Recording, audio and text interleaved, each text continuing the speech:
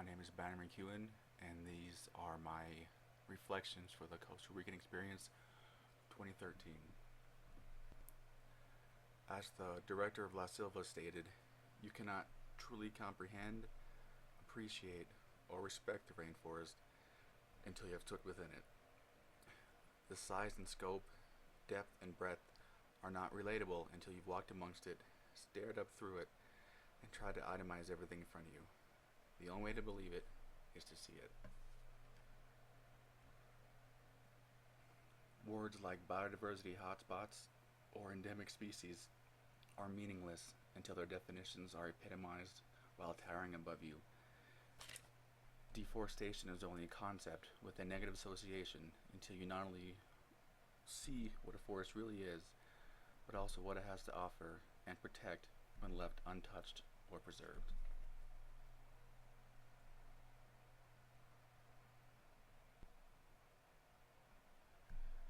The sheer number of varying and similar species of flora and fauna, nevertheless their sizes, colors, purposes, and adaptations are that much more effective in the argument for their protection when seen in their natural environment, rather than being behind bars, under glass, or worse yet, in the one-dimensional pages of books. It is this detachment from the natural environment that causes complacency in its destruction.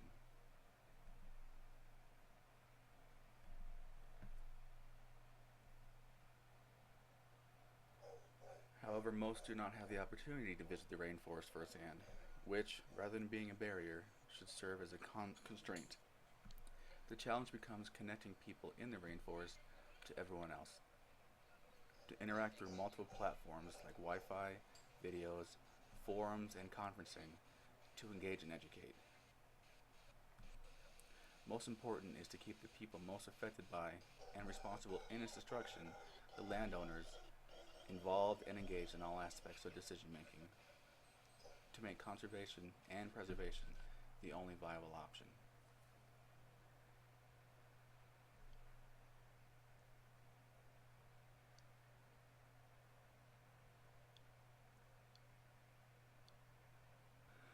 It's when there's a disconnect between action and consequences, rights and responsibilities, equality and economics, that destructive and degradative practices overwhelm the system.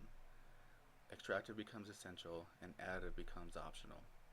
The land's undisturbed wealth becomes undervalued and is destroyed. Utilization counted by the hectares.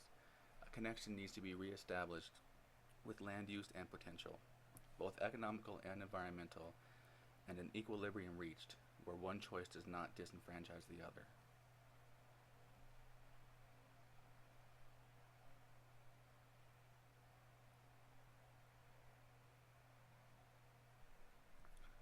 As long as there are more economical options for farmers than preservation and conservation, such as cattle grazing, cash crops and timber such as teak, or even the destructive pineapple plantations, degradation and destruction of the land will continue.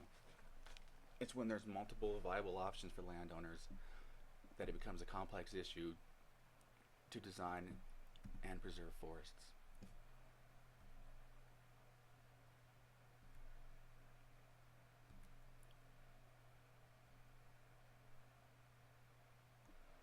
The most effective combatant against these practices and way of thinking is through dialogue, awareness, and education.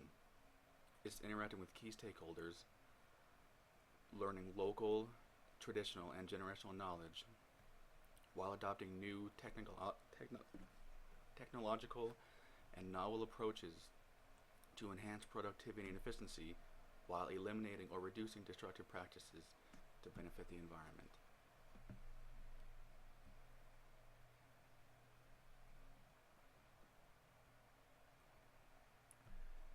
The key is discussions and open dialogue to all that are invested, investigating the root causes from a network, multivariate rather than linear perspective, bringing benefits to the community while also retaining and learning from local knowledge and keeping them directly involved, that real systemic change can occur.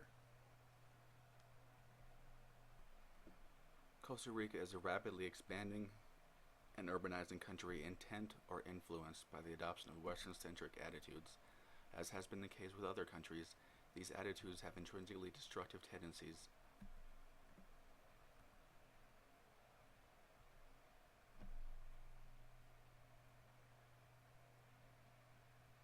As the country continues to develop its economy and foster relationships with other powerhouses, it will be faced with tough ambitions and requirements to fill.